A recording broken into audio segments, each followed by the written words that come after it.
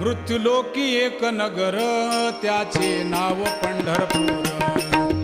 येथील मोकाशी उभा शेविटेवर पुंडलिक भक्तराज शोभे चंद्रभागा तीर. बोलती साधू संत जीवा वाटे हुरहुर.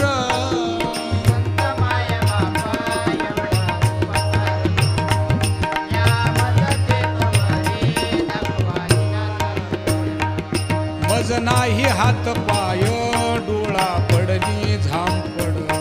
कर्ण हे बधीर झाले वाचा बोले बोबड.